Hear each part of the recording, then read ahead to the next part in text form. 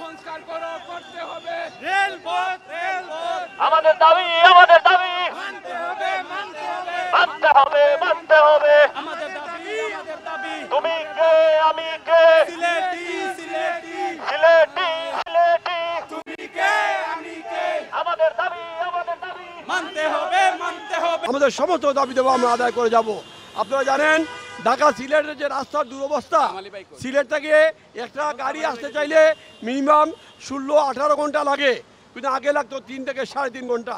এই যে অবস্থা, একটা রুগী যদি জরুরিভাবে ঢাকাতে আসতে চায়, এই রুগী রাস্তায় মারা যায়, এমন অবস্থা সৃষ্টি হয়েছে। এই দাবি দেওয়া সিলেট থেকে আন্দোলন শুরু হয়েছে, ঢাকা থেকে আমরা আন্দোলন শুরু করেছি।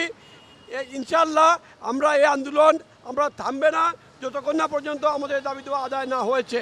বন্ধুরা আমার, আপনারা জানেন অনেক আগেই ঢাকা সিলেট এবং ঢাকাতে টাঙ্গুয়া নামে একটা রেল এক্সপ্রেস চালু হওয়ার কথা ছিল। আগের সরকার এক কমিটমেন্টও করেছিল, বর্তমান সরকারও কমিটমেন্ট করে যাচ্ছে, বাট বাস্তবায়ন করছে না। এই বাস্তবায়ন না করার পিছনে কারণ কি আমরা জানি না। কেন আমাদের সাথে বিমতাসুলভ আচরণ করছে সরকার? যে সরকারই আছে সেই সরকার বিমতাসুলভ আচরণ করে আমাদের সাথে।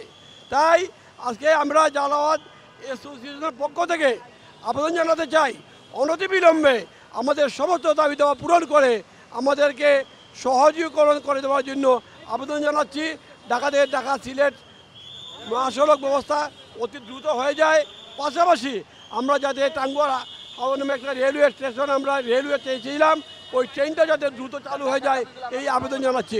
কাল বিলম্ব না করে আমাদের ন্যায্য 8 দফা দাবি, সিলেটবাসীর প্রাণের দাবি বাস্তবায়ন করার জন্য আমি বিনীতভাবে অনুরোধ জানাচ্ছি। আমাদের দাবি পূরণ না হওয়া পর্যন্ত আমরা গড়ে ফিরব না। পরিষ্কার কথা, সিলেটবাসী সবাই জানে ওরা সুশীল, ওরা ভদ্র, কিন্তু ওরা যে দাবি আদায়ের ক্ষেত্রে কত কঠোর হতে পারে আগামীতে সেইটা কর্তৃপক্ষ জানতে পারবেন এবং বুঝতে পারবেন ইনশাআল্লাহ।